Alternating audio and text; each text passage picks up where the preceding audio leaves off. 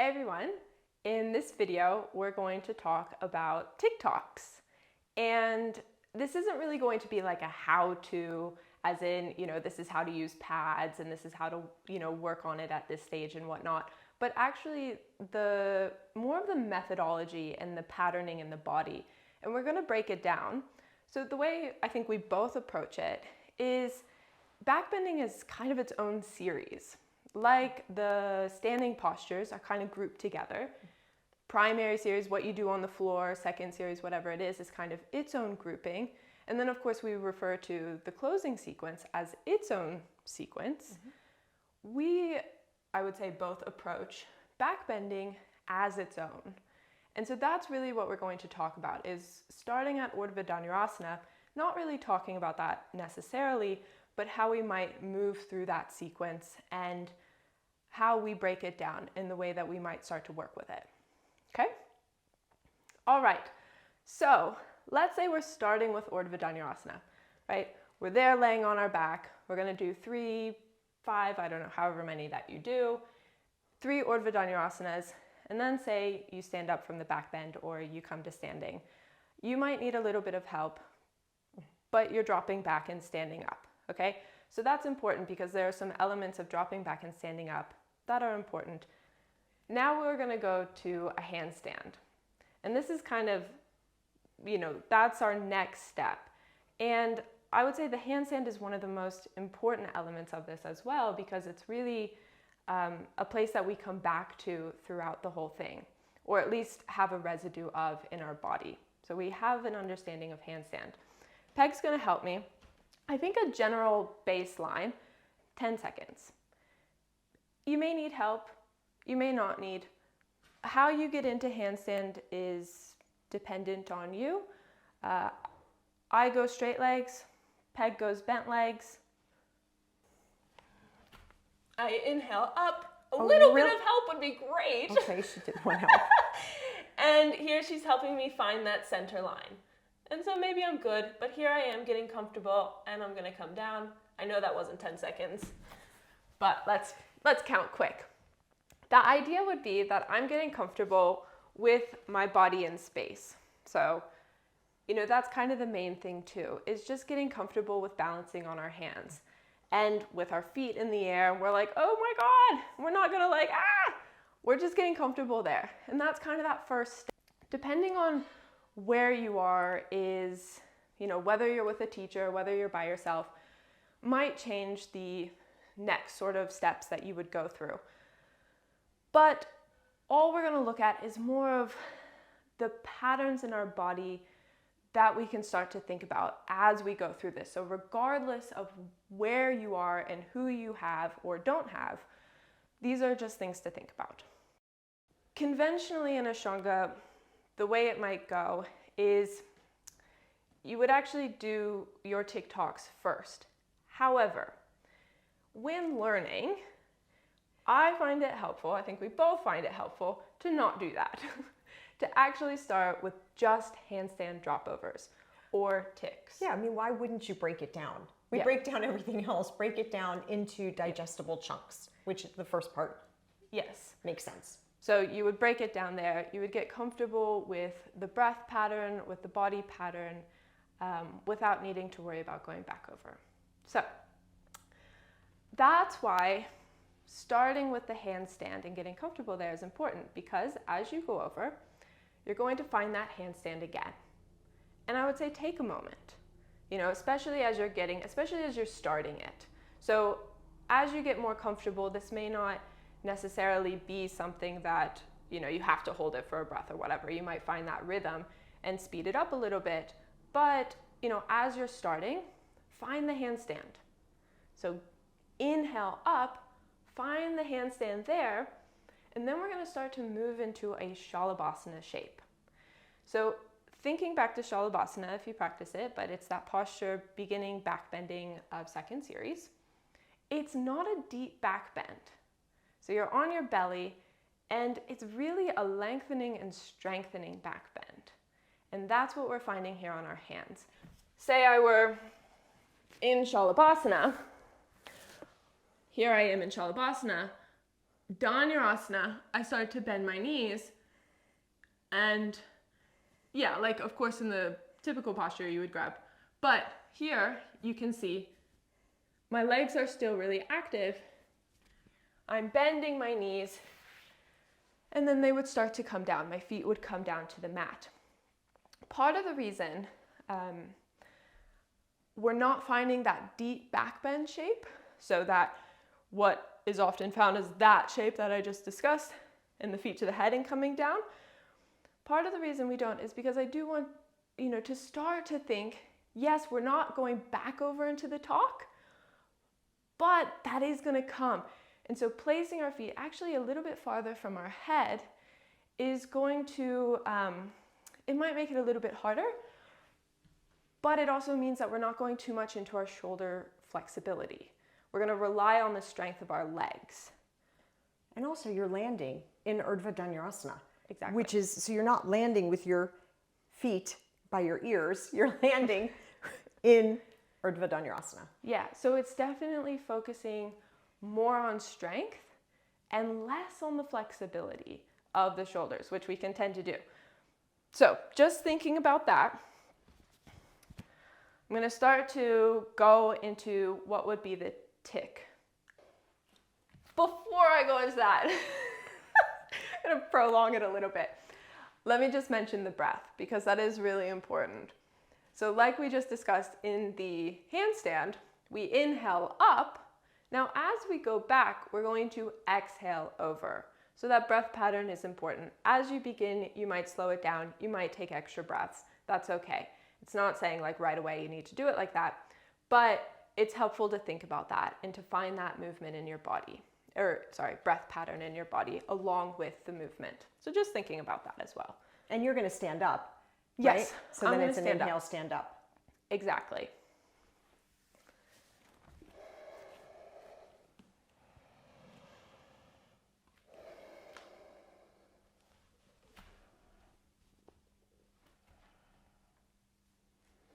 So here's Shalabhasana, here's Dhanurasana, and then I go over. And I stand up. I love how you land on your toes, and it's a natural progression. Yeah. So trying to land lightly as well. So like you're landing on the toes. Because if you were going to be quiet, you would. Yeah. And it relates, I won't talk about it right now, but it relates to that Tock. So thinking about that as well. I'll do a couple more.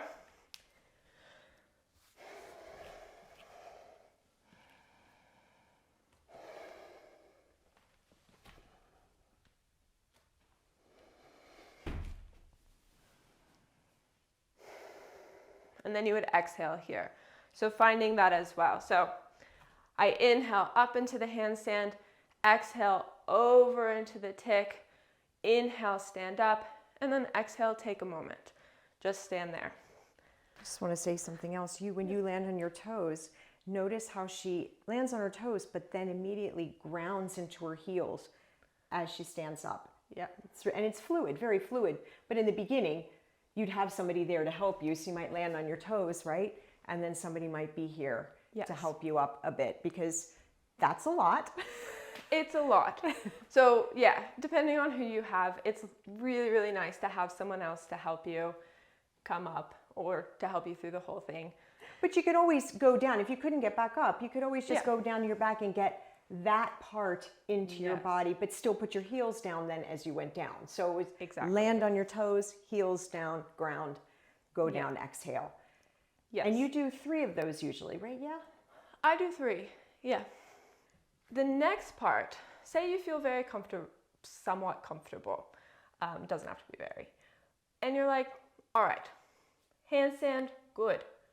I feel the Shalabhasana shape. I feel the Dhanurasana shape. I'm coming down, and whether you come down to your back or you stand up, you're starting to feel that, and you're, let's say, comfortable with that in your body. The next way that I do it would be going backwards. So this isn't really found in the sort of conventional sequence, because we're breaking that tick-tock down into 2 separate parts. So we have the tick, Now we're gonna go for the Tock. Peg's gonna help me with the Tock, and I'm still finding the same shapes. So as I go back, so this is where that drop back is helpful. I go back, I inhale, reach up, I exhale, drop back to my hands. I'm coming down and rolling onto my hands. As I come down onto my hands lightly, Peg's gonna give me a little bit of support to bring my feet over. The idea would be, and it's pretty challenging and difficult, but just thinking about it, I'm finding that Shalabhasana shape again, much easier with a friend or a teacher to help you. I'm gonna find that handstand again, and then I'm gonna come down. Not everyone teaches it that way, and there's different ways of doing it. Pulling your knees into your chest as you come over is going to make it a little bit easier. But just thinking about those shapes that we found in the tick, we're gonna think about those shapes as we're going back. Sound good? I'm ready. Are you ready? Am I ready? I don't know, we're gonna find out. So the breath pattern would be, I'm going to inhale my arms up, I'm going to exhale into the drop back, I'm going to inhale my feet up, and then I'm going to exhale my feet down.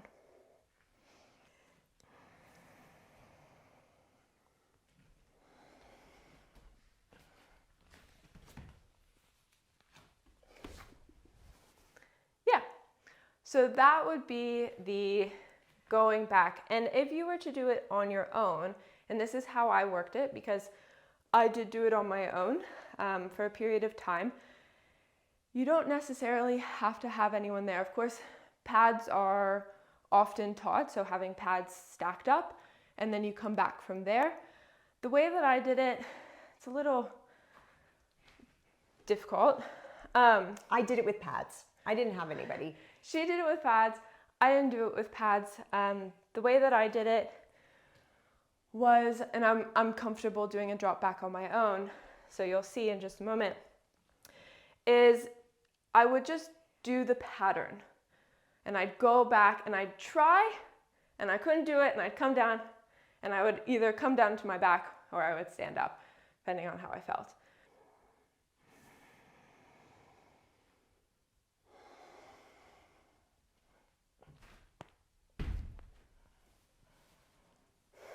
Catch your breath. I just want to point something. Wait, did you notice, you stand there, when Meghan went back, when she did the jump, her knees didn't come very far. She did use the power of her legs. They bent and they went up. The reason I think this is really helpful with the pattern or with the pads is that it stops you from going way far forward and flinging yourself back, right? Yes. So that's a really good point, because what ends up happening a lot of the time is using that momentum. So we'll do this and then, especially if you're determined to get over. So if you say, yes, I'm just going to jump, get the pattern in my body, if I don't go over, no big deal. You can see I wasn't that, like, you know. You weren't that determined. I wasn't that determined, but what was for me most important was that I had that rhythm. So I'm finding this rhythm rather than like moving my feet around and shuffling and then, you know, giving a few. I'm okay with, like, you know, some controlled, like little bit of like momentum and rhythm, like finding that, just like when you're learning a drop back, you might do a little bit of when you're standing up. And actually that's what we teach, like standing up, is that you don't stand up. You might just do a little halfway and then come back down, land on your hands, right? And exactly. So that you can, so the important thing then, what I hear you saying, what I know you probably are saying, is that we're more interested in the pattern, establishing a healthy pattern that leads, and being okay. Like, the outcome is not the goal. The pattern is actually the goal. Yes. So that way, you're finding the breath, you're comfortable with the breath, you're finding that movement, because rhythm and a little bit of like that fluidity when you start to do TikToks is important. So here I'm taking away this, and I'm just saying, hey, I'm going to do it with the breath. I might not get there. That's okay. Something else that I just want to note with that. So say you are pretty close, and you'll know when you are because you get a little bit of like this hover time, and it's like, whoa, I could almost actually get my feet over. And it's like, it's kind of cool, and you get like, or at least I felt that way. That's when you might find that a little bit of bringing the head towards the feet, not the feet towards the head, is going to help. Not completely into that, like, you know, that deep back bend, but just using a little bit of that. And that's going to kind of help, you know, bring that circle back. It's like initiating the action. Yes, exactly. So think about less feet to head and more head to feet. Okay, so that's going to bring a little bit of that chest through and help the feet go over. So that's if you're starting to really feel like, ooh, almost there. And then you come back down. Can I add one thing? Yeah. As with all back bends, if you'll notice what Meghan's saying is back bends, whether it's Kapotasana, whether it's Ustrasana, it's not a forward back. It's not, you know, squeezing your butt, it's not bending like that. It's up. And so when she's doing this, think of Kapotasana, right? You're not going backwards, and you're actually going up and over, which is what you beautiful. I was watching you and it was like, yes, it goes up. It just doesn't, it's not the back and forth. It's the up and down, a rainbow.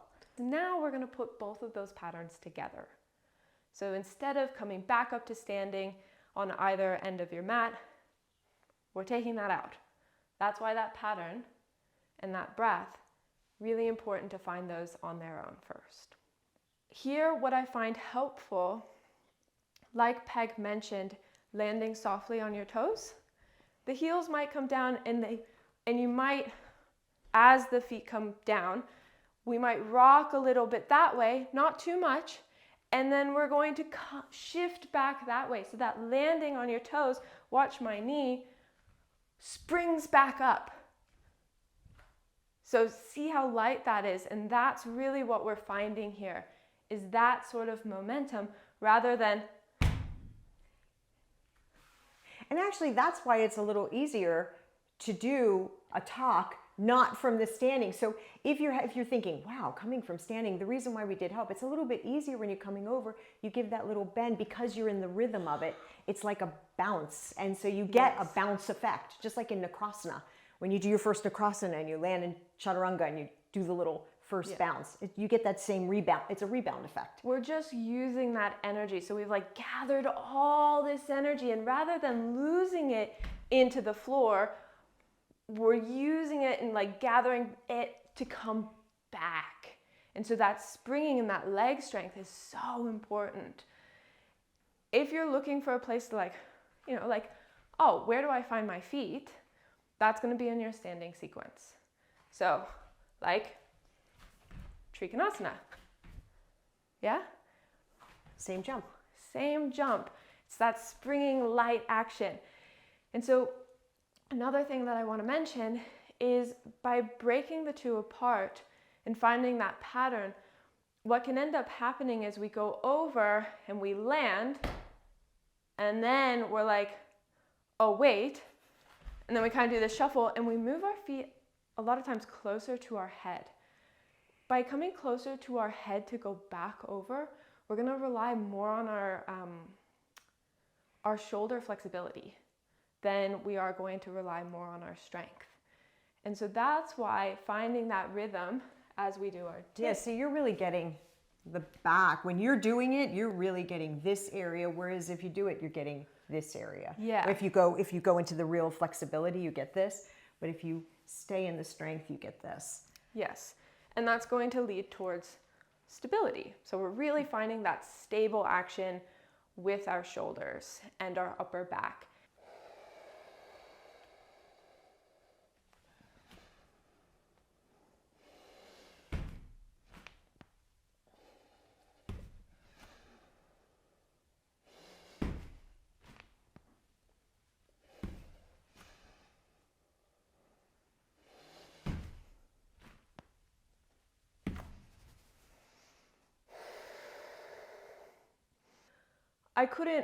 It's hard to slow it down when you're in it. And well, the whole idea is the momentum, so yeah, you don't want to get too slow. But you can see why when landing, that lightness to spring back is going to be really helpful. So it's hard to like, you know, I can't really slow it down or anything because I need that actual, like that tautness lends itself to the strength as well, and that momentum as well. And by the time you get there, you're putting together the pieces. So there's always a time to break something down and slow it down. Yeah. And then once it's like learning a piano piece or learning anything, you break down the parts, you learn the parts, and then you start to fluidly string them together. So that's the time. So you're at that place then. And yeah, there's a place for both. Exactly. And you know the breath pattern, really tapping into that, using the breath to help you as well. So like using a big inhale to get up, an exhale to go down, and a big inhale to find that as well. That's going to help. Or at least for me, that's really key actually, is using and harnessing that power of the breath. After you do your TikToks, you know, whether or not you need help, this is when actually you would start to add, or at least the way that I learned, is you would then start to work on vrikshasana, and that's that scorpion. So you've built, by doing this, because you wouldn't do this all in one go. You know, you'd work your ticks for a while, and you would find the tocks, and then you would put it together, you know, and you'd get comfortable somewhat. If you're doing TikToks like that, you have a good marriage of mobility and strength, because that's what it requires, a healthy marriage of mobility and strength, therefore putting you in a healthy, optimal position then for that vrikshasana. Yes, so you've built, your shoulders are very stable and strong and able to support you through that, because that's when you would start to bring the chest through. So you'd go into that handstand, and then you would start to move into that shalabhasana, and rather than keeping the chest a little bit back as you would in a tick, you would start to move the chest forward. And it would be this sort of gathering up through the legs as well, and you find a very deep shalabhasana, or deeper shalabhasana, sorry, and then you would find the dhanurasana shape, and this dhanurasana shape would then bring the feet towards the head. So before we didn't bring the feet towards the head, we brought them down to the ground and stood up or came down. This would then start to bring it in. And the way that I do it, not everyone does it this way, is I then go back. And that's just the way that I learned. So say I did vrikshasana and I held this for 5 breaths. I actually move my feet away. They come down. Now you could stand up. I go back. That's just the way that I learned it. It's not the only way of doing it. I've seen people come up from it. Yeah. Because in the conventional way, you would begin with TikToks. So you would begin this sequence after you stood up from your last back bend. You wouldn't even do the handstand, really. I mean, no. So in a conventional way, you would go right into 3 TikToks, 2 handstand drop overs, and then vrikshasana. Yep. And stand up. But we're doing it differently for a reason, because we think it works this way. And I can do TikToks, and I just prefer actually keeping it this way with my ticks in front.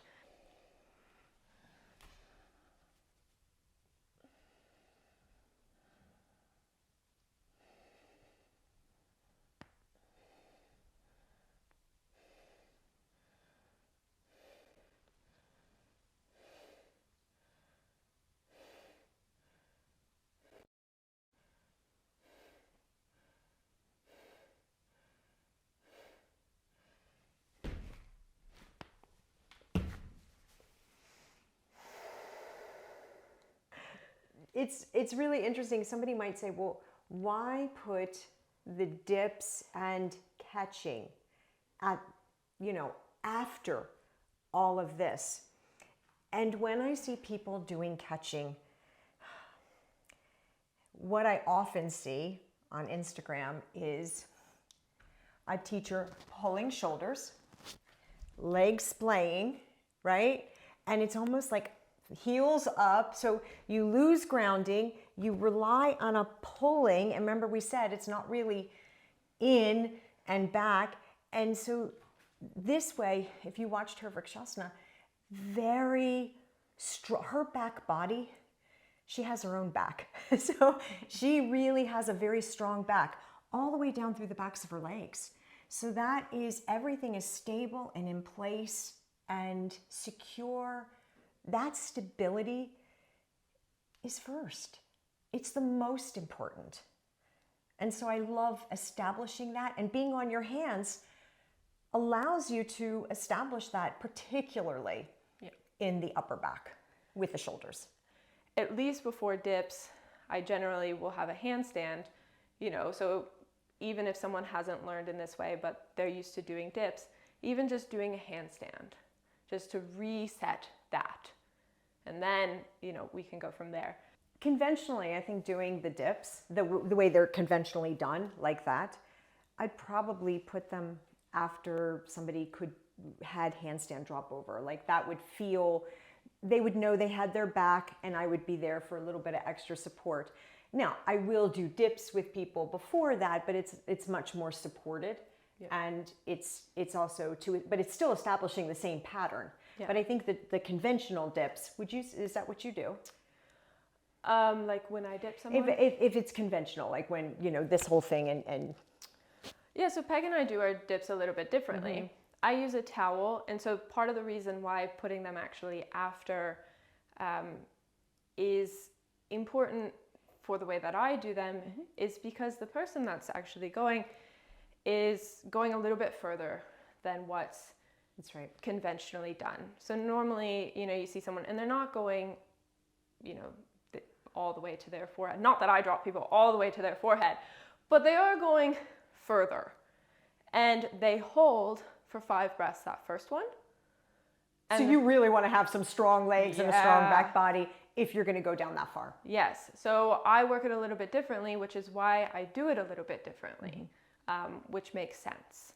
Not everyone's going to do it that way. So someone who's dipping with me would go back, hold for 5, come up, we would do 3, and then we would do the final one to the hands or catching or wherever. And then they would hold that for 5 and then inhale up. So you can see by doing it that way and going much further, you really need to have that leg strength. But it's also going to be that back and leg strength, especially if you're working towards catching. It's going to, in my opinion, be a lot safer. So, which is why. And that's really most important for me, is that stability and safety in one's body.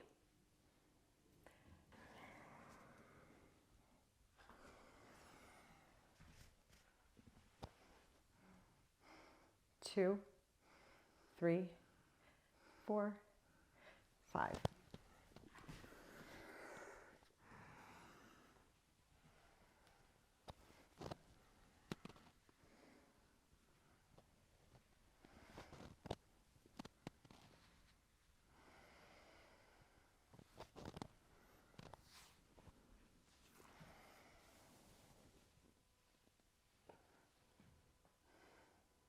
One, 2, 3, 4, 5. All right, so that was the sequencing, and hopefully you saw some certain patterns that are helpful to develop in your body. So really focusing on that strength and coming at it from a place of strength, regardless of which area you're working on.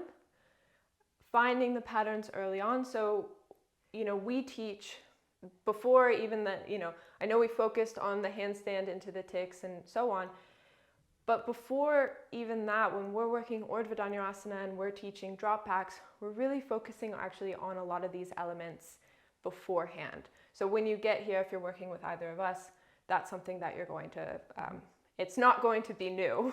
You're going to be like, okay, I've heard some of these things before. And those patterns are going to be more in your body. But if you've never, then this is just a place to start thinking about that and how you start to work with it. As we explained as well, there are different ways to going about it, but hopefully you found these helpful, and maybe some of the tips in here you can utilize in your own practice, however you're going about it. So, thanks for watching.